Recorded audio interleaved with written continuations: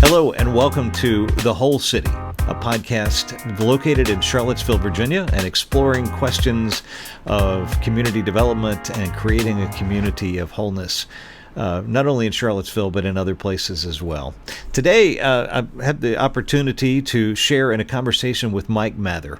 Mike is a pastor in Boulder, Colorado, who has brought the insights of asset-based community development to his work as a United Methodist pastor.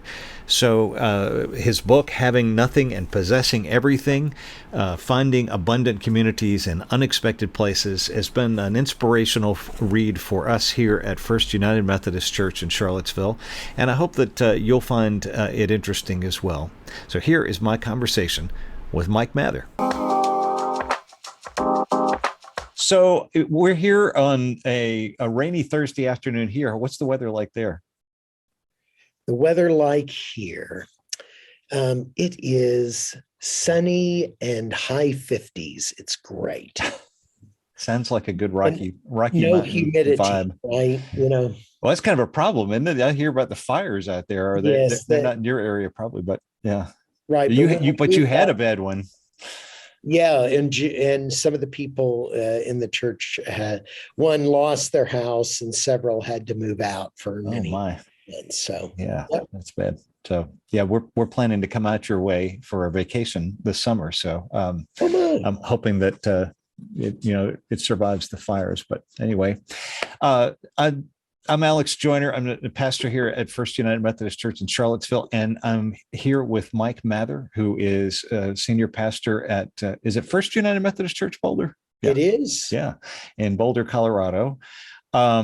But I got to know Mike through a mutual friend of ours, Meredith McNabb, who told me that I had to read your book, which I did. And then I shared it with the staff here at First Church, and wanted to follow up just to continue the conversation that you started in the book, because it's an inspiring story, especially I think for churches like ours that are trying to connect in deeper ways with the communities that we serve. So the book is called Having Nothing, Possessing Everything, Finding Abundant Communities in Unexpected Places.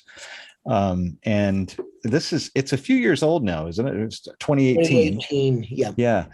But still just as relevant as if it were written after the pandemic, which is where we are now, which is why I think it's even more relevant. So,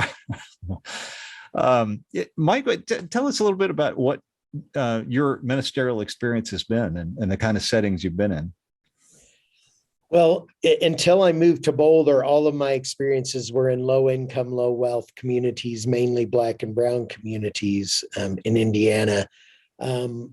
So I've been a pastor for 37 years, 34 of those years in two congregations, one in Indianapolis and one in South Bend. You might not have known this from reading from the book, because they insisted that I not use the name of the congregation in South Bend. I noticed that. Yeah. Well, the reason that is because both of them are called Broadway United Methodist Church. For clarity's sake, I got it. Okay. That's right. They asked me if I wanted to make up a name for the one in South Bend, and I just couldn't bring myself to do that. So this is a real break for you to go to First Church from That's right. Having just done Broadway. So had to change the stationery. Now, also, I don't know whether this is still part of your bio, but I know you worked with an institute for asset-based community development, which is all through the book. Yeah. Are you still working with them, and how did that come to be? Absolutely. Yeah. Yep, and they're located now at DePaul University. When I was first connected with them, they were at Northwestern. And yes, I'm a part of that network, continue to be. They changed the name from faculty to stewards. Now we're stewards of the Asset-Based Community Development Institute at DePaul. That's great. So was that an interest of yours before going into ministry, or is that something that what got you connected with asset-based community development? So when I was at Broadway in Indianapolis the first time, the senior pastor at the time was a man named Phil Amerson. And Phil is the person that John McKnight, the founder of asset-based community development, was the first person who understood the connection between faith and asset-based community development. When Phil was in Evansville, he'd started an intentional Christian community there, been part of a group that had done that. He had invited John back in the 1970s to come and talk with him. So when I went and was working with Phil at Broadway in Indianapolis, Phil was like, hey, you've got to listen to this guy. And so I started listening, and it didn't make a huge impact on me at first, but as the story unfolded, I began to see, oh, what he's talking about is the way things actually work rather than the way I imagined them to work. Okay, right. So what does it change about how you look at the church and the community to take the lens of community development with you? Well, so to give you an example or a metaphor for or maybe not a metaphor for this, but practice, often in churches, we will do gift surveys in the churches. But when we turn our eyes to the local communities, particularly if you're in low income, low wealth communities, you do a needs survey. Right. So the lens that changes is, oh, maybe we should be doing this gift survey that we do inside the church, outside of the church as well, because, it's the same thing. These people are amazing, right? But I had been grown up in the church and had learned the language of need. And that was what I was supposed to be paying attention to, is what was missing, what wasn't present.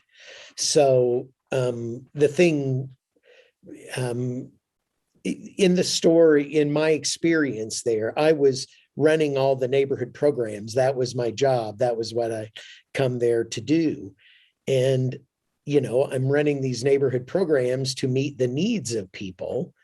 And the last 9 months I was there in 1991, I did 9 funerals for young men under 25 years old in the 4-block radius around our church.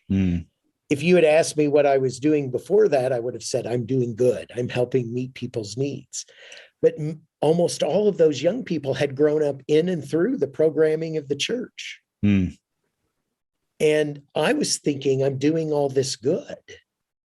And it kicked the heck out of me. But so in terms of understanding about community development is, I think that I had thought what I was doing in the neighborhood was community development. And I think what I was really doing was running a volunteer program for people in our church. Right.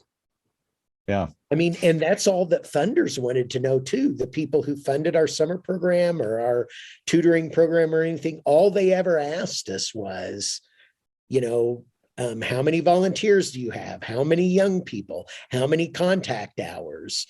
They never said, did anything actually get better? Right. How many pounds of food did you distribute? Nobody said, anything about, did this actually help? Every year we ran the tutoring program in that neighborhood, every year, and it was decades. Every year we ran it, the graduation rate in our neighborhood got worse. Wow. It did not get worse because of what we were doing, but I never looked at it till years later, because that wasn't what it was about. It wasn't about, is it helping? It was about, are we matching young people and tutors together? Yeah, and you tell, I don't know if this is the same community, but you tell a story in the book about going to find somebody who was doing tutoring already, just through the way that she lived her life. So that was when I came back to the church in Indianapolis. Yeah. And we would get tutors from Broadway and from suburban churches, Meridian Street United Methodist Church, St. Luke's United Methodist Church, Carmel United Methodist Church. We would get tutors from United Way. We would get tutors from Lilly Pharmaceutical, but we never asked for tutors from the neighborhood, right? Because I was only seeing these people for their need. Right. And when we hired a young man who was in our congregation and who lived in the neighborhood named Diamond Hargis to go find the gifts and talents of people in the community, he called me one time and said, Mike, you've got to meet Maya. And I said, well, who's Maya? And he said, well, you've got to meet her. And I said, why? And he says, she runs tutoring out of her house. And I said, not as a career. She was just doing this as yes, as a neighbor. Yeah. And I'm like, what do you mean? He said, well, you got to call her. So I call her, and, she's lived in that neighborhood her whole life. She's in her early 30s. She lives in the house her parents raised her in. She works for AT&T at night. And when she gets up during the summer, about 11 o'clock in the morning, the young people from her block come over and she tutors them. And I say, well, what do you cover? And she says, I cover everything from phonics to Sophocles. And I said, what do you mean? She said, well, if they don't know how to read, we do phonics. If they do know how to read, we do Sophocles. Wow. And then at the end of the week, I do a barbecue in my backyard on Friday night, and their families come over and we present what they've learned that week. Now, I should not be, what came to me was, my God, I shouldn't be saying to her, hey, come tutor in our program. I should be saying, how can we support and encourage and bless this good, holy work that you are doing in your life? Right. So and that was what changed. That's the community development. Right. Shift. And so what did that blessing look like? How did you bless what she was doing? Well, this needs a little bit of preface to it as well. So, we had been restructuring our life inside the church because we realized that all our practices were built around scarcity. Mm-hmm. So how do we build a church structure that responds to abundance, that pays attention to abundance? It didn't say that scarcity didn't exist. It said that what we were paying attention to before had been always need, and now what we were going to pay attention to was what was there. So when we made this shift in 2005, I'd gotten back there in 2003. When we made the shift in 2005, we said, okay, so we know how this is going to be different when the church council meets, because instead of listening to reports at the church council, we're going to invite 3 to 5 people from both inside and outside the congregation to come and in 5-minute little pieces share with us what gifts they carry, what they care deeply about in the world, what they believe God has called them to do with their one wild and precious life. Mm. And then we'd spend a time, but that's only like 20 some people who are the church council, right? How's the whole congregation going to know? So we decided we would do something on the last Sunday of every month, right before the last hymn. And one of our church leaders would get up and say, God's Spirit, we believe that God's Spirit flowed down on all people, young and old, women and men. And because we believe that, we are going to gather every month. We've organized our life around here differently than that. And in worship once a month, we are going to celebrate ministries that have died, ministries that are continuing, and ministries that are beginning. And these could be things that would be inside or outside of the church. So we invited Maya to come because she was doing this thing. For her, it was continuing. For us, it was new news. So it was beginning, right? And we asked her to come and meet people at the church and talk to people about it. So she came, and she'd lived in that community her whole life, and she'd never set foot in our sanctuary. And the way I knew that is she sat in the front row. and from the front row, she said to me, I'm not going to get up in front of everybody and talk because I'm too shy. I said, okay. So the church leader got up and he explained what she was doing and how she was doing it. And he asked her to stand, which she stood, but she kept her back to the congregation. Well, then he did what we always did as part of this liturgy. He said, if you will, be supportive of her and what she's doing, would you stand? Well, now everybody's standing, but she doesn't know that because she's front row. Yeah. So then he steals from the marriage liturgy and he says, will all of you do everything in your power to uphold and care for this person in her ministry? If so, you answer, we will. And when the congregation thunders, we will, together, she jumps up in the air and twists around and lands facing the congregation. And all of a sudden, two things that had been invisible are now visible. We had not known there's people doing this good, holy work all around us. And she did not know there's this congregation full of people who are eager to support and encourage and bless the work she's doing. So that's how we did that. And you made that kind of a regular part of your liturgy, really. Yeah. Absolutely. Yeah. And we used parts of, when something died, we would use the language that we often use at funerals, right? Well done, good and faithful servants. Yeah. That's great. That's great. Well, you had a phrase in the book. You talk about going to the other Broadway in South Bend and meeting with a group in the community. And at one point you said that they were asking that traditional question of what needs are there? What's the biggest spiritual problem in South Bend? Yeah. And you said, when it was my turn to speak, all I said was this: the biggest spiritual problem in South Bend is that the poor don't believe they have any gifts and the rich don't believe they have any needs. They told me I had 10 minutes, but I just took less than 30 seconds. It's great. So what is that, so there's the abundance in the community we're not seeing. What's the poverty within the church that is there? Well, the reason I said the rich don't believe they have any needs is, so if you're in a church that's, around people who are low income, low wealth, one of the things people think if the church is more middle class or even upper middle class is people in the church will say things like, man, we're worried those people are dangerous or whatever. But it's just, or sometimes people will say, we need to keep our children safe. And one of the things that we know, if you've done this work like we've done for a number of years, is, people have a lot more to fear from people in their household than they do from people who are strangers. And so with it, if we don't face all our brokenness, right, then how are we ever going to know the healing that we have? So the thing that was so, I would always say ministry in the city in low income, low wealth neighborhoods is easier because we know we have problems. If we have an alcoholic, we know it. If we have a drug addict, we know it. If we, I remember this guy, he's still at the church in Indianapolis. He told me, I remember my first Sunday there, he was an executive at Lilly Pharmaceutical. He said, I sat down in the pew and I looked down the row and, oh my God, there was my drug dealer sitting at the other end of the pew.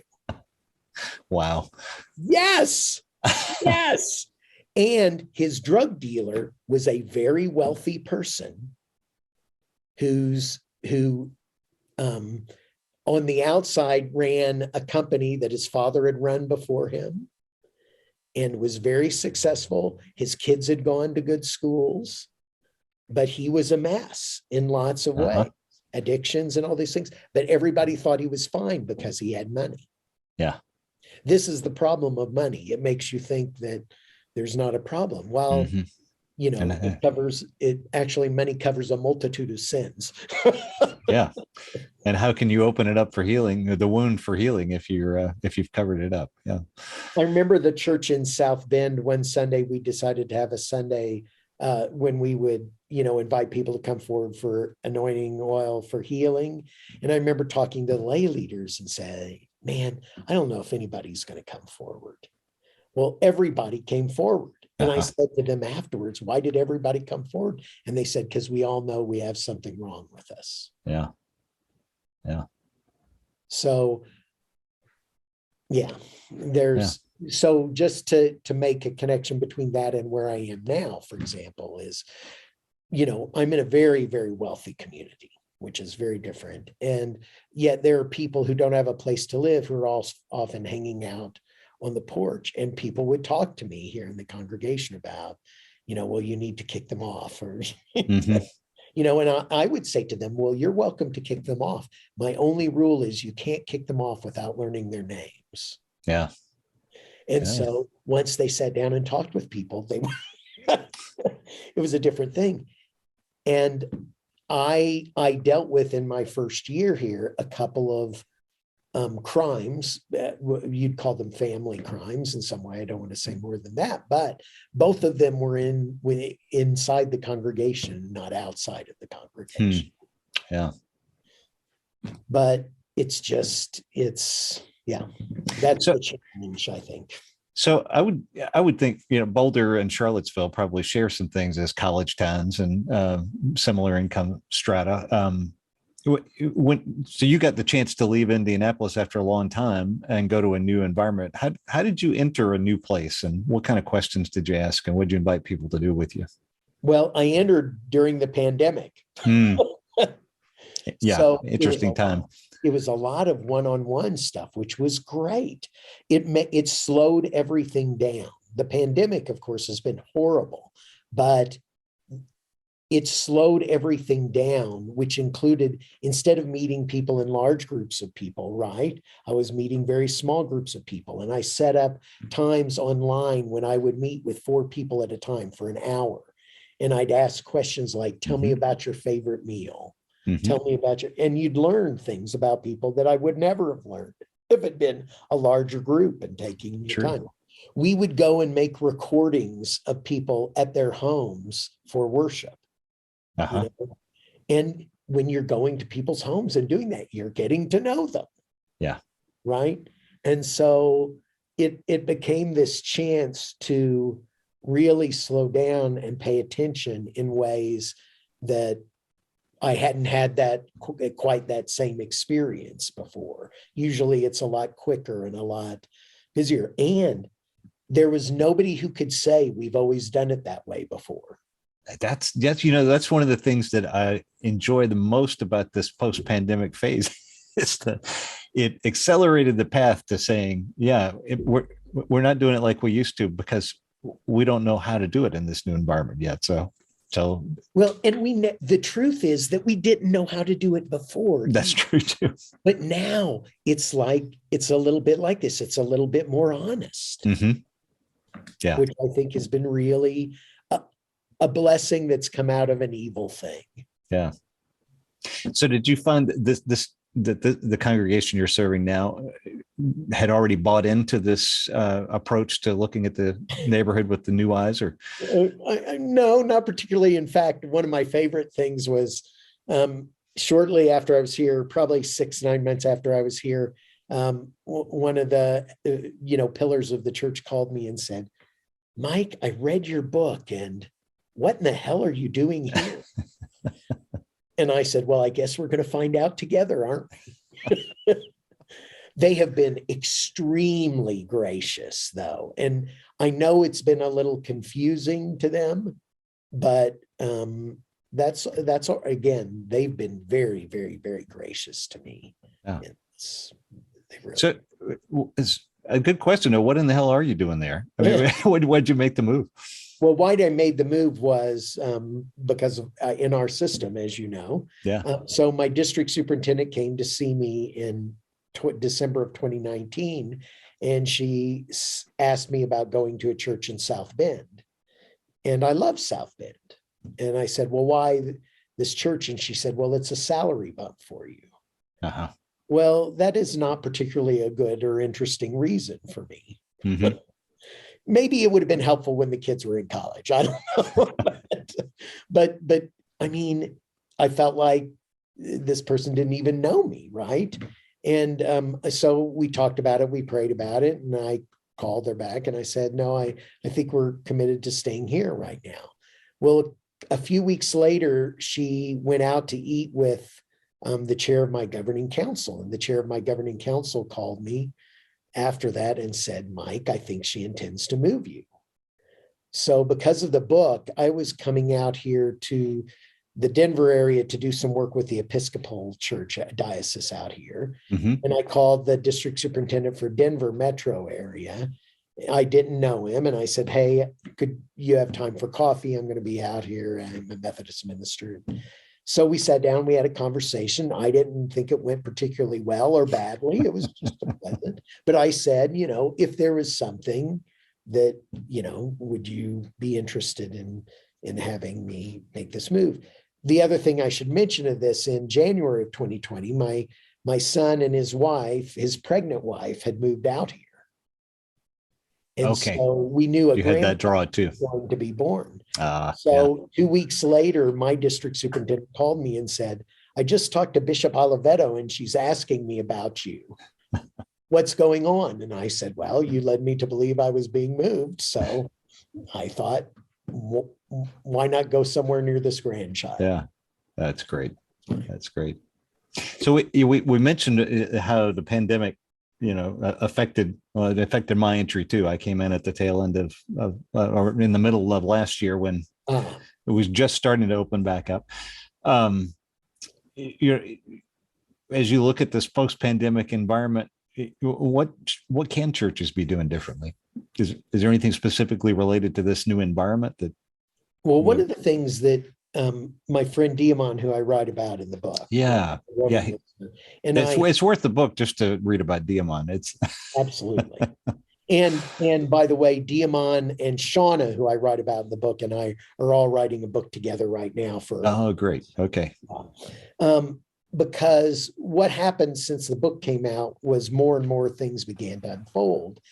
And one of the things that began to unfold was what the real power of the church is to do within the larger community, right? And what does mission look like if discipleship isn't mainly what we do through the agency of the church, but what we do through the agency of our lives? So, for example, there's a person in our congregation here who's chair of the board of Children's Hospital of Denver. And during this pandemic, I've been part of a conversation that, I know this is going to sound really odd, but it's a conversation with about 15 people from around the country, 5 hours a week, about fighting poverty, and it's gathered by an insurance company. I'm like, why is an insurance company doing this and not the church? But we're having a conversation. It's with people who are working in criminal justice and housing and economic development. And it has a couple of research people on it. I mean, it's a serious conversation about this. Well, the guy from Children's Hospital in Denver was talking to me about, how slow the Medicaid reimbursement is to the hospital and what kind of problem that puts the hospital in, but also how the hospital was having trouble hiring, during the pandemic. Right. And so one of the things we talked about, and the insurance company has talked about with the folks at the hospital, is what if the insurance company helped put some money into this? But what if every time a child came in and the child was on Medicaid, because this means their parents are low income, right? Right. What if the hospital gave one of their parents a job? Then, what would eventually happen is, first of all, then the parent has a job at a place where their child is being taken care of. Also, they're getting a regular income and a decent pay at a hospital, and eventually they're getting health care. Right. I mean, it's a win-win situation, right?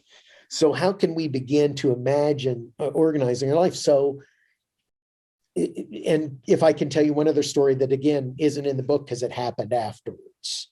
In 2018, one of the members of our church who lived in the neighborhood and worked for the mayor in Indianapolis went with the mayor and the mayor's cabinet to a meeting in Los Angeles.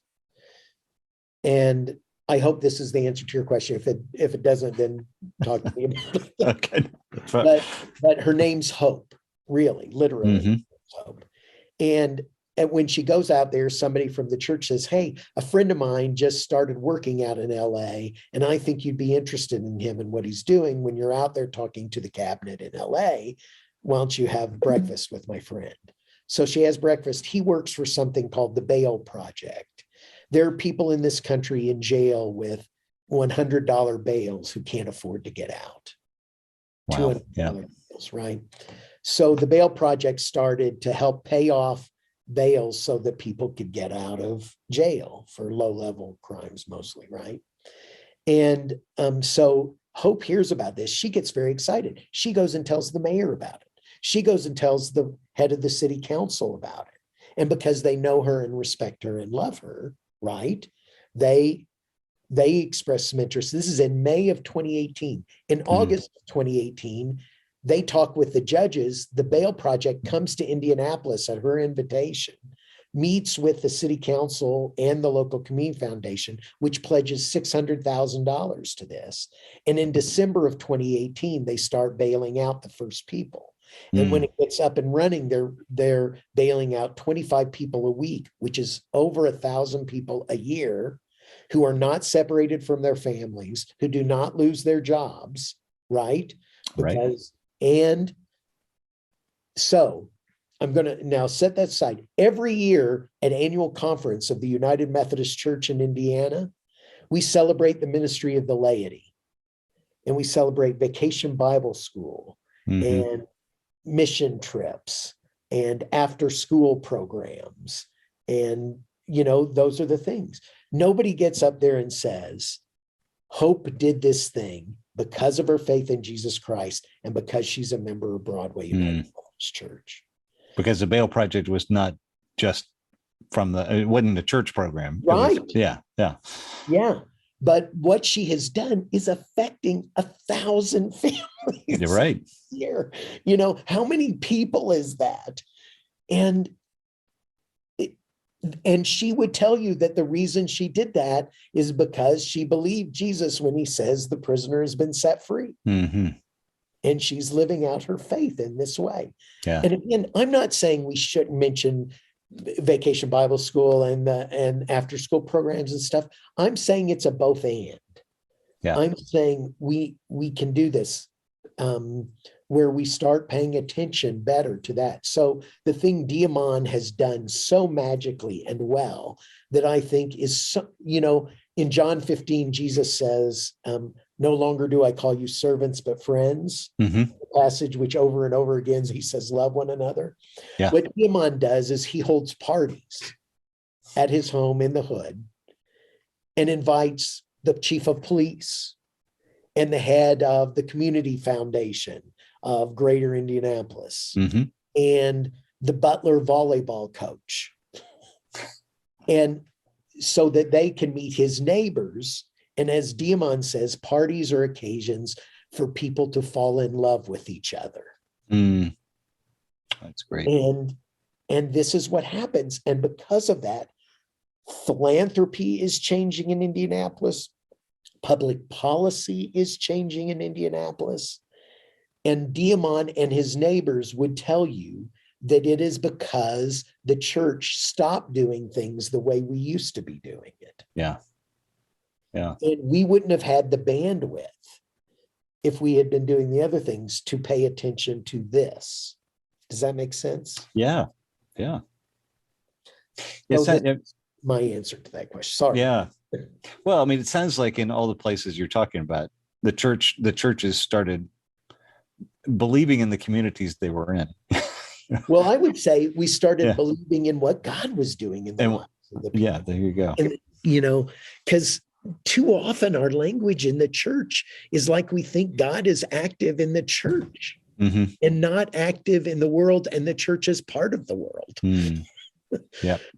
Right. I mean, one of the things I remember saying in a Lent several years ago is, you know, back in the 50s and early 60s, it was people in our congregation who were writing FHA loans and writing VA loans to people coming out of, you know, World War II and the Korean War and helping people get loans for houses. But the people who were doing that were also not allowing them for Black folks. Mm-hmm.